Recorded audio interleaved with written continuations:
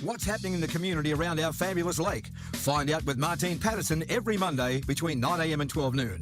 Lake Mac Life on Lake Macquarie FM 97.3. It's just a soul kind of feeling, yeah, moving with the beat. Feeling good of summer, music sets me free.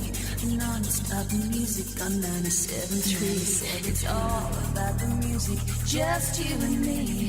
Feeling good of summer with 97.3. Get into a new taste, get into your new Polly Waffle. Polly Waffle. Polly Waffle, golly, what's a mouthful? A creamy, creamy sensor, so you better get your new Polly Waffle. Polly Waffle. Polly Waffle, golly, what's a mouthful? New Polly Waffle with an extra creamy centre. What a mouthful! What a mouthful. Polly Waffle. What a mouthful.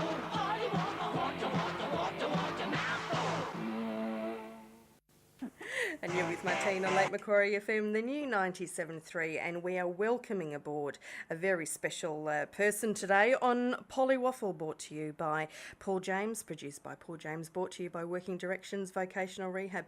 We have the lovely Jodie Harrison, Charlestown Labor MP. Good morning to you, Jodie.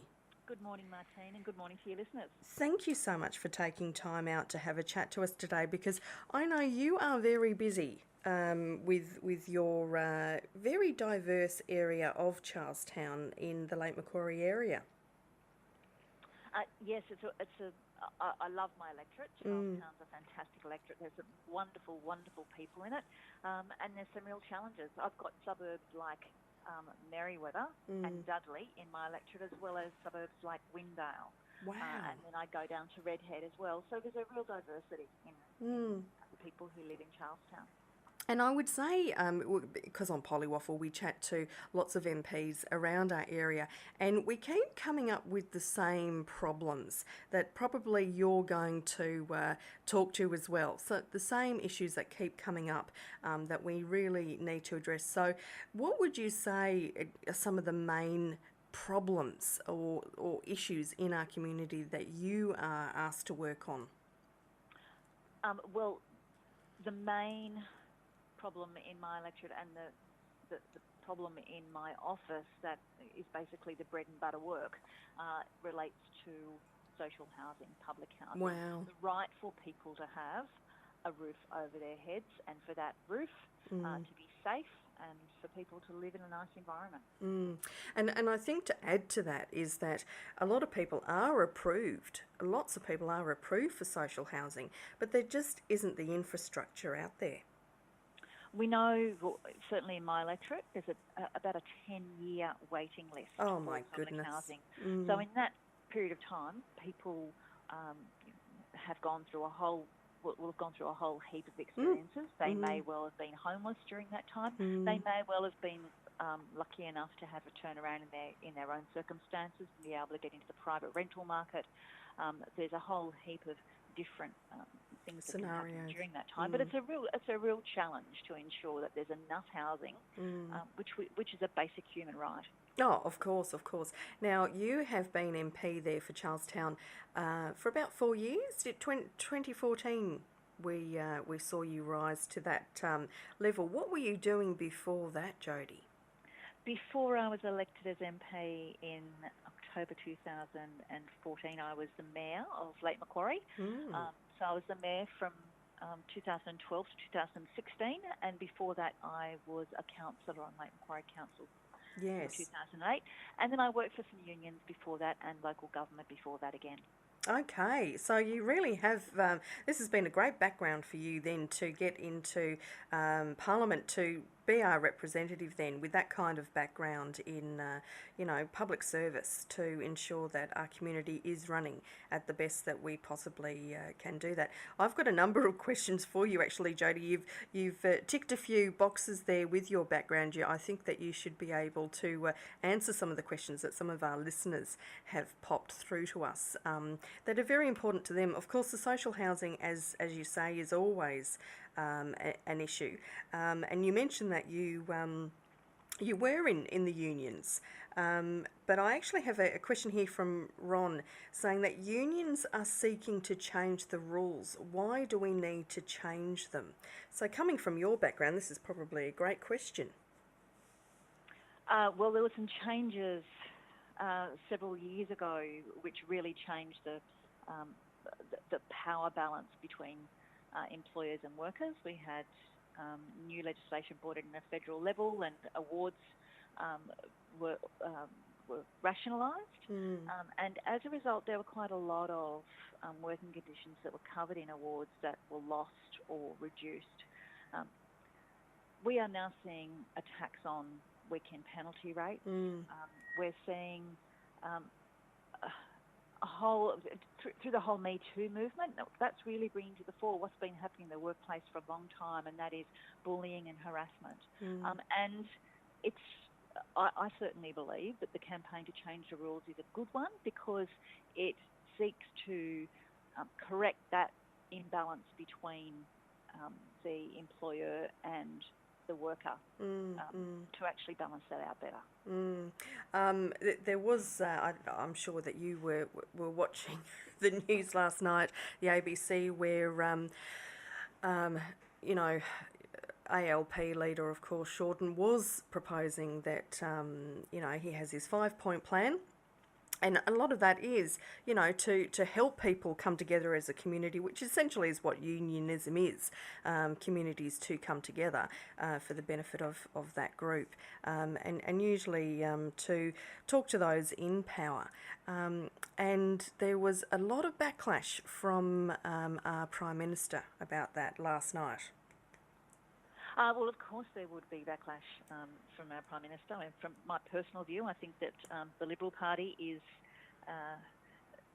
a lot of the support that it gets is from people who are big business and also people who are big media owners who run the agenda.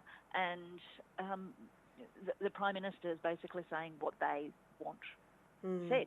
He is their mouthpiece. Their mouthpiece, and we certainly have seen that with a lot of ups and downs with the ABC over the last couple of weeks, that you know, certainly is the case. There is some meddling in there, or attempts to meddle in with our public broadcaster. There's certainly pressure brought to bear on particularly the ABC, while the Prime Minister said that he didn't put any pressure on. And at no point he got involved in that. Certainly very clear that where the Prime Minister or the government isn't happy with particular coverage, then they start attacking the public broadcaster. And that's just not right, because we need a really strong and independent media. Yeah, we do. Going to another topic now from Ian. I'm just reading through the question as I'm reading it out to you. He feels he's been ripped off by Sydney. His daughter lives near Garden City.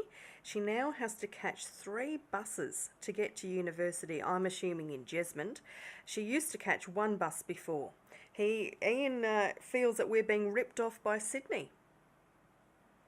Well, I think this the Liberal national government in New South Wales is wrecking transport right across the state, public transport right across the state. We're not alone in Newcastle. When I go down to Parliament, Sydney CBD is an absolute mess, and the businesses down there are having a real struggle, just like people up here are. And the bus, the new bus system, the privatisation of our bus system, and that's what it's about, the privatisation of our bus system in Newcastle has caused people a lot of pain.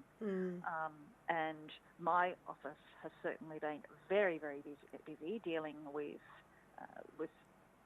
complaints from people like Ian's daughter, who used to find life easy on public transport, and now people are just not using it. There's a move away from using public transport and people getting into their cars, and that's not what we want. Well, that's with exactly. I the mean, we're population. trying to discourage that, aren't we?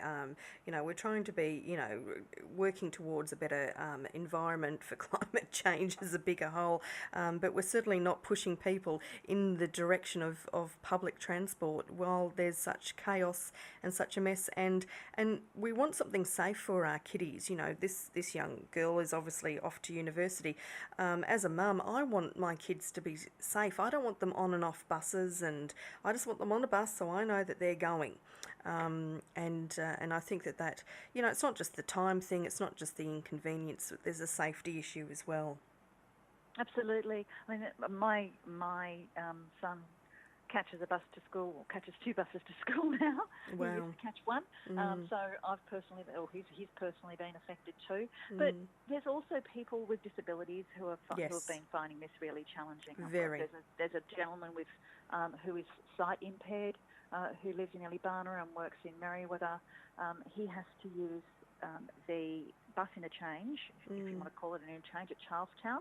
It's really hard to change buses if you don't have sight. Yeah, of course. And we were all working towards trying to be a more inclusive community, but to encourage people with, to encourage employers to have people with disabilities. But if we don't have that proper basic infrastructure, that all just falls to pieces. It doesn't even work. That's right. And as you said before, Martine, public transport is really important from an environmental point of view. We've got an increased population. We know that if we see increased cars, we're going to see increased traffic. That causes increased stress as well as the environmental impact. Very much Public transport really needs to be better focused on. Now, this question, it comes up quite a lot here on the show, Polly Waffle, and it is about, we're wanting to upskill our community. We want our kids, when they're leaving school, to go into something meaningful. And Kelly is asking, why are TAFE courses so expensive? I want to go back to TAFE once my boys have left school, but I can't afford it. Courses a long time ago hardly cost anything. What can we do about this?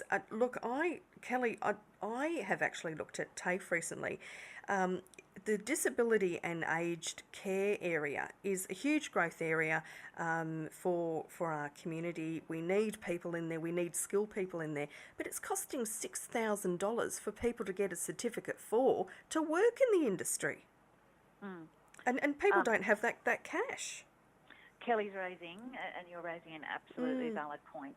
What we've seen in TAFE is a cut to the funds that TAFE is receiving.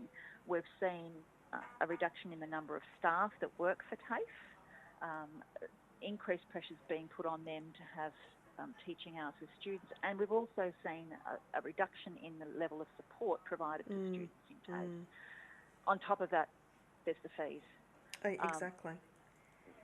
It seems to be, to me, it seems to be that there's been an opening up of the whole vocational education sector, and that's what TAFE is in. And there's increased competition from the private sector. The government is is providing money to the private sector, and that is at the expense of TAFE. It is, very much so.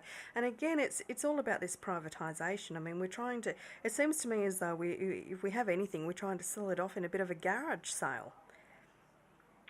The sale of assets in this state since, well, I'll be political because I'm a politician, since the Liberal National Government has come in, is absolutely ridiculous. We've seen the sale of energy, the poles and wires. We've seen the sale of the Land and Property Information Office. So the government no longer holds our land titles information. That's being held by private operators. Scary. We've seen massive backlash when the government's proposed to build hospitals in a private model, and it's that they call it asset recycling. Well, I think we need to call it for what it is, and it's just flogging off. It is. Flogging off our assets. It is. It is. Jodie, I'm sure you have some solutions there, and you're working hard in the background for us to try and solve some of these very local issues. And you've, put up your hand strongly and said, look, my community needs social housing, resolve some of these issues. The transport is a continuing headache. The cost of TAFE fees and getting people skilled up to get into jobs. These are... they're localised issues, but they're things that we keep hearing all the time. So you're working with your colleagues, obviously, to provide a local solution for that. So we would encourage people to, if they have any ideas or concerns, to knock on your door, Jodie. How can they get in touch with you? So they can call my office on 49421242. They can email me at charlestown@parliament.nsw.gov.au, or they can go to my website, which is www.jodieharrison.com. Fantastic. Now, Jodie, are we going to see you out at the Lake Mac Big Weekend this weekend? Yes, indeed. Yeah, I'll be at Warners Bay on Sunday. Fantastic. Watching the boats go around. Watching the boats go around. Well, we can't wait for it. It's going to be a It's great one. time. So hopefully it'll be lovely, lovely weather. Oh, I'm sure it will Fingers be. crossed. Otherwise, it's great for the farmers, Jodie. Indeed. Jodie, it's been terrific chatting with you and chatting about some of the very important issues in our community. And, of course, we do encourage people, if they have ideas or they have concerns, to always chat to their local member, because they do, have to invest in our votes and make sure that they are doing the best for our community. And, Jodie, you certainly are a fine advocate for that, so we do appreciate that. Thanks, Martine. We'll let you go. Thanks so much, Jodie. Have a lovely day. Cheerio. Bye. Hali Waffles, Hali, what's a mouthful? New Polly Waffle with an extra creamy centre. What a mouthful! What a mouthful. Hali Waffle. What a mouthful.